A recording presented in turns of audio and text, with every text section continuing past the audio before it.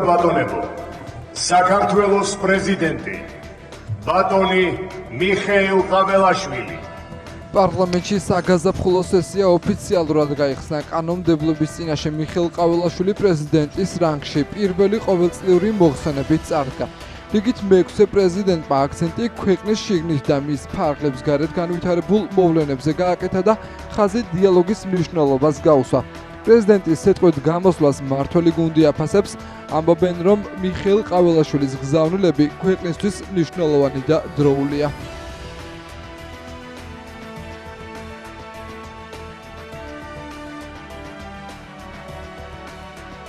ეს იყო გამაერთიანებელი მესიჯი იმ ადამიანისა, რომელიც არის საქართველოს პრეზიდენტი და რომელიც მაქსიმალურად ცდილობდა თავის დღევანდელ გამოსვლაში ხაზი გაესვა გაერთიანების, ურთიერთპატივისცემის და ქვეყნის, არა მხოლოდ ადამიანების გაერთიანების, არამედ ქვეყნის გაერთიანების მთავარ საკითხებზე. ეს არის ის დამოკიდებულება, რაც საქართველოს პრეზიდენტს ყველაზე მეტად ხელი ეწიფება კიდევაც, ევალება კიდევაც. გარდა ამისა, რამდენიმე ისეთი საკითხიც იყო, რომელიც ასმაგად სასიამოვნოა, მაგალითად იქ იყო ჯანსაღი ცხოვრების წესზე საუბარი, ანტინარკოტიკულ კამპანიას და სხვა მსგავს კამპანიებზე, ესეც რა თქმა უნდა იყო აბსოლუტური პოზიტივი, იქნება გამომდინარეობენ.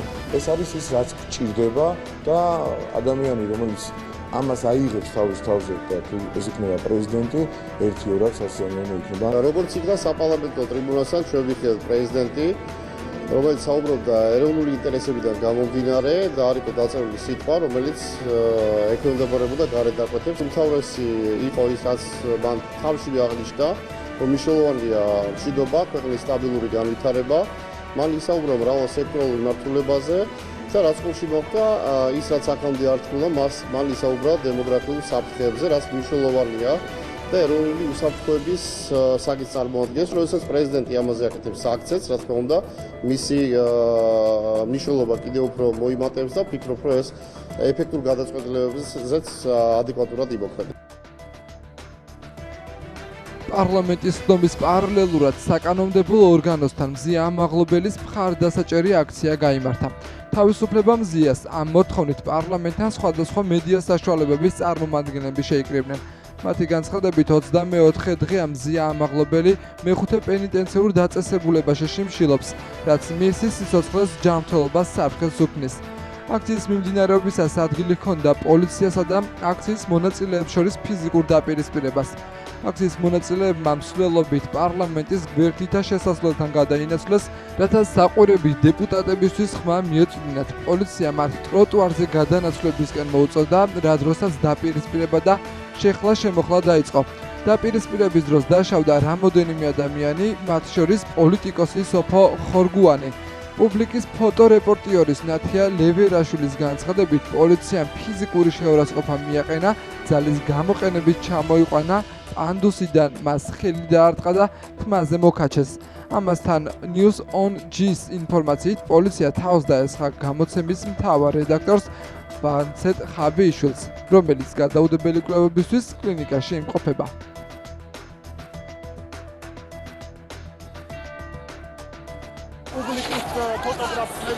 პოლიციამ გითხრა რომ გადადით ტროტუარებზეო, მეც გადავყევი, რა თქმა უნდა, დავემორჩილე, ყველა დაემორჩილა. გადავედით ტროტუარზე, მაგრამ მე გადაწყვიტეს რომ მოგწოლოდნენ, შეიქმნა ჭყლეტა. და ამ ჭყლეტაში მოვყევი, უკან ვიწეოდი მეც რომ გამოვრიდებოდი, მაგრამ დავინახე მე რომ ძირს ეყარა ხალხი, ხვდებოდათ კამერები თავში, მე იქ ვიღაცა დააკავეს და გადაწყვიტე რომ წინ მისულიყავ, იმიტომ რომ გადამეღო ფოტოებს ვიღებდი. შსს ხალხმა მომკიდათ მასში ხელი, ესე ყურიანად ჩამომიღო ზედა პანდუსიდან, რატო ცემ მეთქი, რატო მიყავ მეთქი, ვუთხარი ესე ჩავებღაუჭე და მკრა კიდე ერთხელ ხელი და მე უკვე რომ გამოვიხედე უკან, ჩემ თანამშრომლების იყვნენ და გამომარიდეს იმ ტერიტორიიდან. ქვემოთ ვიყავი და უკეთესად ხედავდი ზემოდან როგორ აწვებოდნენ ჩვენს კოლეგებს, რა დროსაც რამდენიმე ადამიანი დავარდა, მათ შორის ონჯის თავარი რედაქტორი, ძალიან მძიმედ დაეცა, ხელი ეკრეს ბეტონზე და არ ვიცი, აღარ არის აქ და სავარაუდოდ ტკივილს განიცდიდა და გავიდა მერე სოფო ხორგოვანი გახარიეს პარტიის წევრი, რომელსაც დაზიანებები აქვს ხელზე მიღებული, იმიტომ რომ ხელი ეკრეს და წააქციეს და კიდევ რამდენიმე ადამიანი. ასევე თმით მოკაჩეს და ხელი ეკრეს პუბლიკას ფოტოგრაფს ნათია ლევერაშვილს, რაც თვითონ დავინახე. არ ვიცი ვიცი რამ აიძულა საპოლიციო ძალები ასეთი აგრესია და ფიზიკური ძალადობა გამოიჩინათ. მთავარი სათქმელი არის, რომ ქვეყანა უნდა დაუბრუნდეს ნორმალური განვითარების გზას, დემოკრატიული განვითარება არის ჩვენი ქვეყნის მომავალი. ამ გზიდან გადაუხვია ქართულმა ოცნებამ, ჩვენ მშვიდობიანი კალაპობით ვცდილობთ, რომ პროტესტმა მოიტანოს შედეგი, დაინიშნოს ახალი არჩევნები, გათავისუფლდეს პოლიტპატიმრები და მათ შორის სოლიდარობა მზია ამაღლობელს და ყველა იმ დაკავებულს, რომლებიც საპატიმროებში შიმშილობენ. საპროტესტო აქცია პარლამენტთან და შეფასებები მართველი გუნდი მზია ამაღლობელთან დაკავშირებით ოპოზიციის სპეკულაციებზე საუბრობს.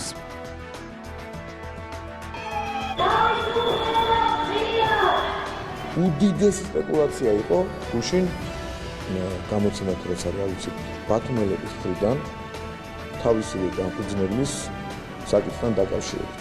ჩემი ნათქვამი სიტყვა, როდესაც მე პირდაპირ ხელს ვადები ნაცებს და ამ პროტესტების ორგანიზატორებს მათ უნდა რომ გარდაიცვალოს და მოკლან ის ადამიანი, რომელიც შიმშილობს ამ შიმშილისკენ მოუწოდებენ, რომელიც თავდება მეთქი სიძულით მეთქი ხო შიმშილს თუ არა დაანებთ ადამიანს, ბოლოს ფატალური შედეგი დგება ხო სამწუხაროდ.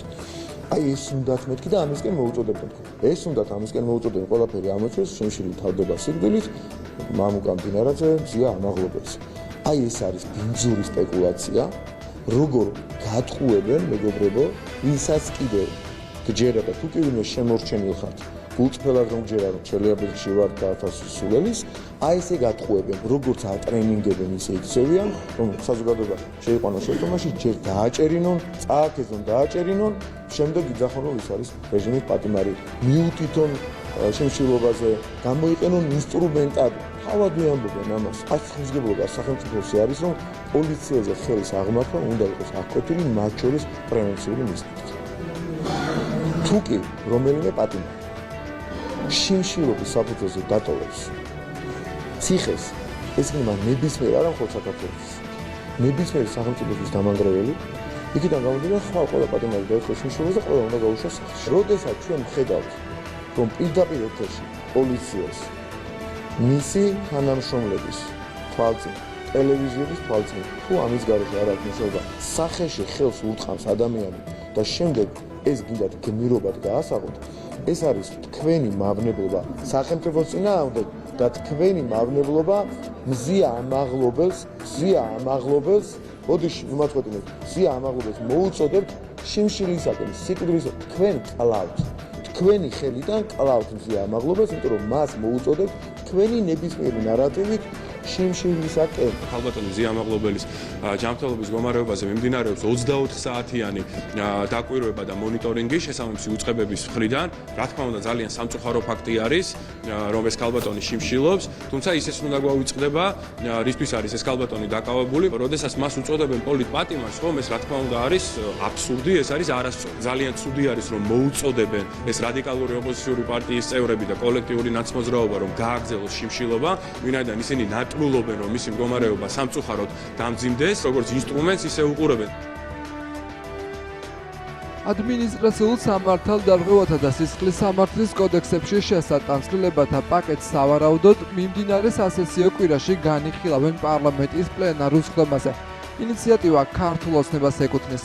ცვლილებათა ჩამონათვალი გრძელია, ძირითადად მოიაზრება ჯარიმების ზრდა, ასევე ადმინისტრაციული პატიმრობის 60 დღიანი ვადის დაწესება. მკაცრდება მიდგომა სიტყვერი შეურაცხყოფისა და საპროტესტო მანიფესტაციის მოწყობასთან დაკავშირებით.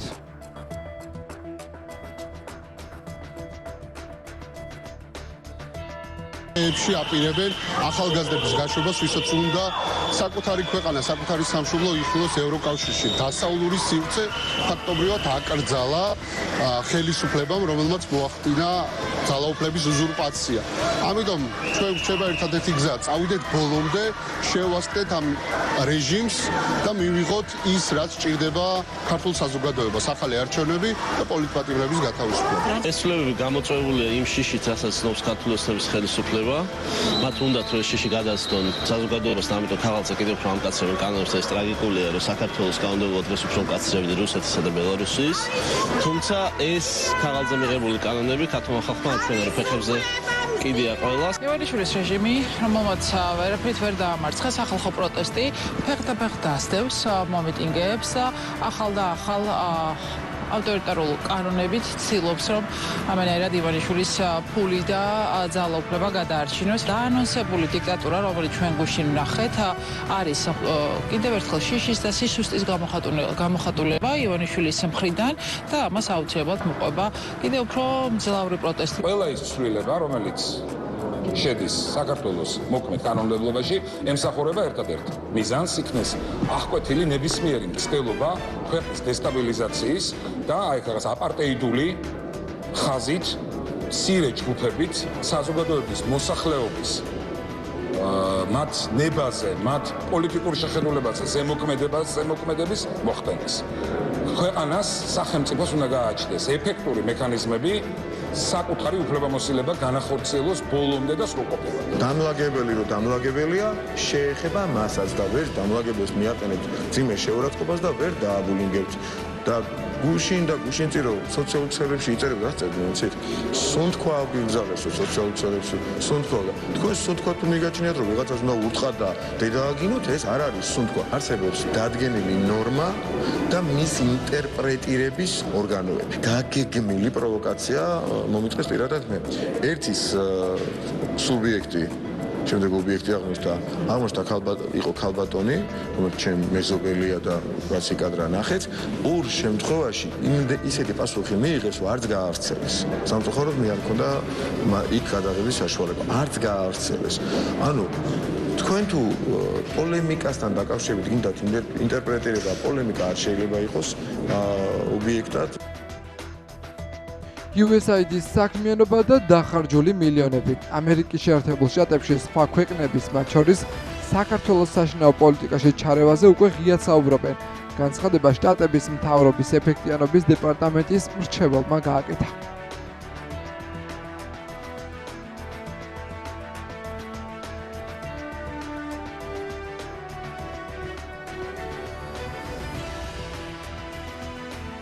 USAID-ის საზღვარგარეთ არსებული არასამთავრობო ორგანიზაციების პოპულარიზაციაზე ყოველწლიურად მილიარდობით დოლარს ხარჯავს. ისინი ფუნქციონირებენ როგორც ჩრდილოვანი მთავრობები, რომლებიც ჭამენ იმ არჩეულ მთავრობებს, რომელთა დამხობაც შეერთებული შტატების ინტერვენციონისტებს სურთ. საზღვარგარეთ ჩვენი საგარეო პოლიტიკის კატასტროფების უმეტესობის მიღმა თქვენ USAID-ის ხელწერას იხილავთ. უკრაინიდან საქართველომდე და მის მიღმა USAID უცხო ქვეყნების საშინაო საქმეებში ერევა. ეს არის ბოლო რამდენიმე წლის განმავლობაში USAID-ის რამდენიმე გიჟური პრიორიტეტი, რომლებისთვისაც ორგანიზაცია ფულს ხარჯავს. მათ შორისაა $1.5 მილიონი სერბეთში სამუშაო ადგილებზე მრავალფეროვნების, თანასწორობისა და ინკლუზიურობის წახალისება. $70,000 ირლანდიაში მრავალფეროვნების, თანასწორობისა და ინკლუზიურობის გათვალისწინებით მიუზიკლის დადგმისთვის. $47,000 კოლუმბიაში ტრანსგენდერული ოპერისთვის, $22,000 პერუში ტრანსგენდერული კომიქსისთვის. თქვენი არ ვიცი, მაგრამ მე როგორც ამერიკა გადასახადების გადამხდელს არ მინდა ჩემი ფული ამ სისულელეებში წავიდეს. ეს არც ამერიკელ ხალხს სურს და სწორედ ეს დაავალა დონალდ ტრამპმა ილონ მასკს. ამერიკის შეერთებული შტატების ახალი ადმინისტრაციის აღიარების შემდეგ, რომ საგარეო დახმარების ხოლგის ქვეშ შიდა პოლიტიკაში მავნე ჩარევა ფინანსდებოდა, გასაკვირი აღარაა, რატომ ააჯანყეს დონორებმა მათი NGO-ები გამჭვირვალობის კანონის წინააღმდეგ. ამერიკის შეერთებულმა შტატებმა შექმნა საგარეო დახმარების გასაჯაროების და გადამოწმების პროცესის წამოწყების მაგალითი. ამის ფონზე სხვა დონორების უმოქმედობა მიუღებელია. უნდა გადამოწმდეს და გასაჯაროვდეს ბრიუსელიდან და სხვა დედაქალაქებიდან ქართულ პოლიტიკაში დახარჯული თითოეული ცენტი. ეს არის მტკიცებულება, რომ Deep State-ის წარმომადგენლების მხრიდან ხდებოდა ლობირება დაფინანსების რევოლუციისა საქართველოში. უკვე ამას აღარ ჭირდება ბევრი გადახედვა, პირდაპირ ხელის გულზედებს, რომ ამერიკელი გადამხდელის ფული მათი ნების საწინააღმდეგოდ, რაც ყველაზე მნიშვნელოვანია, ასევე ხმარდებოდა საქართველოს რევოლუციის მოწყობას. სამწუხაროა ასევე დამოკიდებულება დღევანდელი ამერიკის შეერთებული შტატების საელჩოზე, რომელიც ნამდვილად ცდება ამერიკის შეერთებული შტატების დღევანდელი ადმინისტრაციის განწყობას. დაუჯერებელია, რომ საელჩო ცდილობდეს, რომ Deep State-ის აგენტურა სხვაგვარად მოქმედებდეს და ისინი თვითნებობას აგრძელებდნენ. წარმოუდგენელია. გნებავთ უნდა დამიწუნო, რაც უნდა გააკეთო. ყველა საქართველოში და ამერიკაში დარწმუნებულია, ოდნავ მაინც გარკვეულია, რომ თუ ისინი იმ ხალხს, რომლებიც დღეს ქუჩის პროტესტს აორგანიზებენ, მიუთითებენ, ერთ წუთში დამთავრდება ეს მავნებლობა, რაც საქართველოს წინააღმდეგ ჯერ კიდევ მიმდინარეობს. თუ გაცხადებული პოზიცია და დაპირება იმის შესახებ deep state-ით დამარცხდება, საქართველოს ეს იქნება უკიდურესად მნიშვნელოვანი და კარგი. თუ ეს სამწუხაროდ ისე მოხდება, რომ ვერ მოხერხდება, მაშინ ეს ნეგატიურად აისახება საქართველოს. ჩვენ ამასთან დაკავშირებით ბევრს საუბრობდით, თუმცა რა თქმა უნდა ძალიან დიდი სიფრთხილით საუბრობდით, წითელ ხაზებს არ ვკვეთდით ისევე როგორც ნეტთან დაკავშირებით, მაგრამ დღეს უკვე ბატონი დონალდ ტრამპი, ბატონი ილონ მასკი პირდაპირ ადანაშაულებენ ამ ფონდებს თუ ორგანიზაციებს იმასთან დაკავშირებით, რომ ისინი დაკავებულები იყვნენ სხვადასხვა ქვეყნებში, ქვეყნის ჰარმონიული ცხოვრების დარღვევაში, რევოლუციების მოწყობაში და მავნებლურ საქმიანობაში. და ნუ ეს რა თქმა უნდა არის სკანდალი, ეს ხა ჩვენი ოპოზიციისთვის არის სერიოზული დარტყმა, ისევე როგორც NGO-ებისთვის, რომლებიც ოპოზიციის ნაწილს წარმოადგენენ პრინციპში, რომლებიც პირდაპირ თუ ირიბად USAID-ისგან ან NED-ისგან ფინანსდებოდნენ, ვინაიდან ისინი დარჩენილები არიან უკვე ამ ძალიან მსხვილი თანხების გარეშე. მიზანმიმართულად, შეგნებულად ხდება როგორც შეერთებული შტატებიდან USAID-ის მეშვეობით, NED-ის მეშვეობით, ასევე სხვა ევროპული ფონდების მეშვეობით ჩვენს ქვეყანაში ჩვენი საზოგადოებისთვის საწინააღმდეგო იდეების პროპაგანდა დაფინანსება და იმ რადიკალიზმის ხელშეწყობა და წახალისება, რომლის მიზანსაც ქვეყანაში არეულობის მოწყობა და ფერადი რევოლუციები ერქვა. ამას ჩვენ რო საუბრობდით, ამაზე პასუხი იყო რადიკალების მხრიდან, თითქოს ეს იყო რაღაც შეთქმულების თეორია, იმილით უყურებდნენ ამ ყველაფერს და ცდილობდნენ ეს სიმართლე ტყუილად გაესაღებინათ. ყველა ხო დარწმუნდა დღეს, ყველა აბსოლუტურად თელსოფლიაში, რომ მართლაც უცხოური გავლენის გამჭვირვალეობის შესახებ კანონი იყო ქართული კანონი, იყო და არის ის საკანონმდებლო სივრცე, რომელიც ქვეყანას იცავს მსგავსი ნეგატიური ინტერვენციებისგან. ონკოლოგიური დიაგნოზის მქონე ბავშვების საზღვარგარეთ მკურნალობის პროგრამა გაფართოვდა. ბენეფიციარებს სერვისის მიღება დამატებით თურქეთის კიდევ 3 კლინიკაში შეეძლებათ. პროგრამის ახალ და მანამდე არსებულ პარტნიორ სამედიცინო დაწესებულებებში ჯანდაცვის მინისტრი იმყოფებოდა. მიხეილ სარჯოლაძე თურქეთში მყოფ პატარა ქართულ პაციენტებსა და მათ მშობლებს შეხვდა.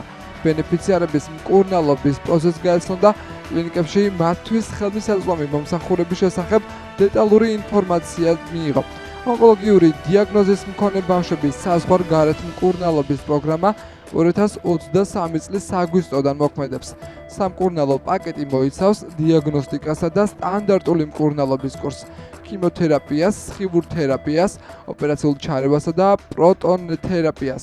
ამ მოქმედებიდან დღემდე პროგრამაში 157 ბენეფიციარი ჩაერთო. მკურნალობა უკვე დაასრულა 100 პაციენტმა.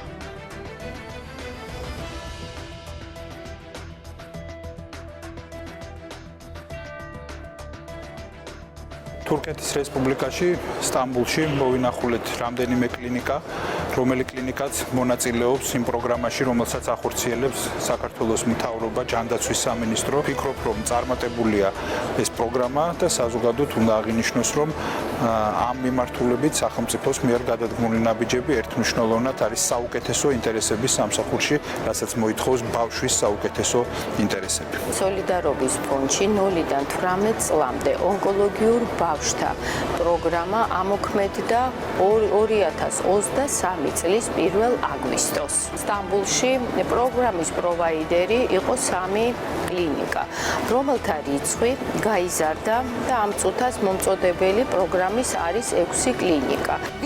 საქართველოს ჯანდაცვის სამინისტროსთან უკვე 1 წელია თანამშრომლობთ ონკოლოგიური დიაგნოზის მქონე ბავშვების მკურნალობის მიმართულებით. ამ 1 წლის განმავლობაში 50 ბავშვის მკურნალობა დავასრულეთ და ისინი თავიანთ ქვეყნებში დავაბრუნეთ. ეს ბავშვები ახლა მხოლოდ საქართველოს თქვენი შვილები აღარ არიან. ისინი ჩვენს შვილებადაც იქცნენ. ეს ჩვენთვის უდიდესი ბედნიერებაა. ჩვენ ყოველთვის აქ ვართ, რათა დავეხმაროთ ჩვენს პატარებს, განსაკუთრებით ონკოლოგიური დიაგნოზის მქონე ბავშვებს და მოხარული ვართ თქვენთან თანამშრომლობის გაგრძელებით. ბატონი მინისტრისა და მისი გუნდის მასპინძლობა ჩვენთვის დიდი ბედნიერებაა. ვამაყობთ და მტკიცედ გვჯერა, რომ ჩვენი თანამშრომლობა, ორმხრივი პარტნიორობა კიდევ უფრო განმტკიცდება. ჩვენ მზად ვართ ყველაფერს გავაკეთებთ იმისთვის, რომ ეს თანამშრომლობა კიდევ უფრო გავაძლიეროთ და გავაფართოვოთ. Medipol Mega 4 საავადმყოფოსგან შემდგარი კომპლექსია. ეს არის უნიკალური საავადმყოფო, სადაც 815 საწოლია განთავსებული.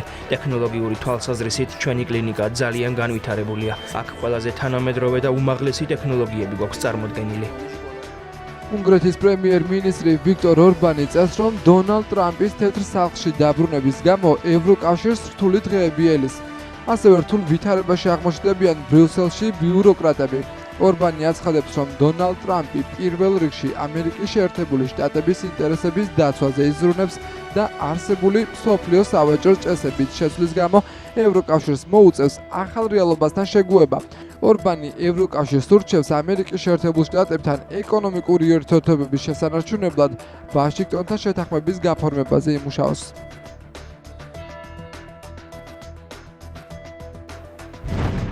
პრეზიდენტ ტრამპის ინაუგურაციის შემდეგ ევროკავშირის პირველი სამიტი გაიმართა. უცნაური შეხვედრა იყო. ბრიუსელში ყველა ხედავს ტრამპის ტორნადოს მოახლოებას, მაგრამ უმრავლესობა მაინც ფიქრობს, რომ მას გაექცევა, თუმცა ისინი ამას ვერ შეძლებენ. 14 დღეში დონალდ ტრამპმა რამდენიმე გადაწყვეტილებით მსოფლიო თავდაყირა დააყენა. ამერიკაში დასრულდა გენდერული სიგიჟე, დასრულდა სოროსის გლობალისტური ორგანიზაციების დაფინანსება, ასევე დასრულდა არალეგალური მიგრაცია და რუსეთ-უკრაინის ომის მხარდაჭერა. დასრულდა ყველაფერი ის, რასაც ბრიუსელის ბიუროკრატები ბოლო წლებში თავს გვახვევდნენ, წინ რთული თვეები გველის.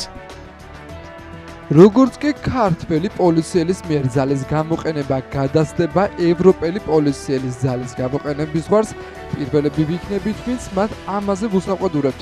ქართული ოცნების აღმასრულებელმა მდივანმა ასე ერთ-ერთი ჟურნალისტის შეკითხვას უპასუხა, რომელიც ოპოზიციის განცხადებებს ეხებოდა სამართალდამცველების მხრიდან ძალადობაზე. უცხოეთიდან დაფინანსებული NGO-ების და ნაციონალ მოძრაობის მხრიდან დაანონსდა, რომ შეიკრიბებოდნენ მაგისტრალის მიმდებარე ტერიტორიაზე და მოახდენდნენ მაგისტრალის ბლოკირებას. თაფარაფატა ანგელოზებად რომ მოაქვს თავი, არ ვართ ნაცებია. გუშინ ვინც ასახეები ნახეთ იქ. ხო, ყველა ნაცმოძრაობის ლიდერები იყვნენ, გვარამია, ჯაფარიძე, ხოშტარია, დაიწყეს პოლიციის კორდონის გაწევა იმისთვის, რომ ბლოკირება მოეხდინათ მაგისტრალის, პოლიციამ ამის საშუალება არ მისცა. აი ზუსტად ის იყო გამოუგნებელი, რომ ჩვენ გუშინვე მოვისმინეთ ბრიუსელელი პოლიტიკოსების, ჩინოვნიკების და დიპლომატების განცხადება, რომელმაც ღია ეთერში ისი მოწმეც ვიყავით ძალადობრივი აქცია, რასაც ხედავდით, თან დაანონსებული ძალადობა იყო. პირდაპირ ვინც არ უნდა დაგვხვდეთ, პოლიცია გაქცევ გვერდზე და მოახდენთ ბლოკირებას, იქ რომ მივიდნენ, იქაც დაიმოქმედნენ და ბოლოს დაიწყეს ამის შესრულება. აი ამას რო ეძახიან მშვიდობიანს, ამის გამო არის რომ ხდება შემდეგ ეს ძალადობა. როგორც კი ქართველი პოლიციელის მიერ ძალის გამოყენება გადაცდება ევროპელი პოლიციელის ძალის გამოყენების რაღაც ზღვრებს. პირველები ვიქნებით, ვინც ამაზე ვუსაყვედურებთ ქართულ პოლიციას. წინა ხელისუფლების წარმომადგენლები კალავდნენ და ოღონდ ადამიანებს, რომლებიც არ ძალადობდნენ არავის. იქ იდგნენ უბრალოდ, კალავდნენ ესე უბრალოდ თავისი მშვიდობიანად მდგომ მოქალაქეებს და სახურავებზე აწყობდნენ. ეხა ამისი ავტორი ხალხი ვიღაცამ სადღაც მიარტყა რა საზიზღრობაა ამაზე ლაპარაკობ. ამიტომ ვერ მივიღებთ, მაგრამ ვერანაირ შენიშვნას ასეულობით ჩართული კამერიდან გამოდის ხოლმე 2-3 გამაბრაზებელი კადრი. რატომ ხდება? რამდენიმე ახალგაზრდა ხალი მიულენ ხურში ისეთებს ლაპარაკობ, ტრენინგზე ნასწავლი ამორალური და ამაზრზენი საქციელები ნიშნებითაც რომ ვერ ვიტყვი. ესენიც ადამიანები არიან, ხალხო ეს უნდა გავიგოთ, ოჯახები ყავთ. პროვოკაციის ხარისხზე წარმოდგენა არ აქვს არავის. განათლების სისტემის სწორი მართვის შედეგები და ქართველი მოსწავლეების წარმატებული მონაწილეობა საერთაშორისო ოლიმპიადაზე პირდაპირ აისახა საერთაშორისო საგანმანათლებლო კვლევების თიმსის შედეგებზე. მონაცემის მიხედვით 58 ქვეყანას შორის საქართველო 37 ადგილზეა. TIMSS-ის შედეგები ეხება მე-4 და მე-8 კლასელებს, ანუ დაწყებიც და საბაზო საფეხურს, ხოლო საერთაშორისო ოლიმპიადებში მიღწეული შედეგები, რომელსაც რეიტინგით საქართველოს მართლაც გამორჩეულია, ეხება უკვე საშუალო საფეხურის, ანუ მე-11-მე-12 კლასელი ბავშვების შედეგებს. ეს ორი საერთაშორისო აღიარება საერთო ჯამში ყველა საფეხურს, ზოგადი განათლების ყველა საფეხურს ფარავს და ეს არის მართლაც ძალიან კარგი, შეიძლება ითქვას, სურათის აღსაქმელად დასანახად, მაგრამ მე მინდა ვთქვა, რომ ჩვენ მიღწეული შედეგებით არ დავკმაყოფილდებით და კიდევ უფრო მეტ წარმატებებს მიაღწევენ ჩვენი მოსწავლეები მომდევნო წლებში და მომდევნო კვლევებში.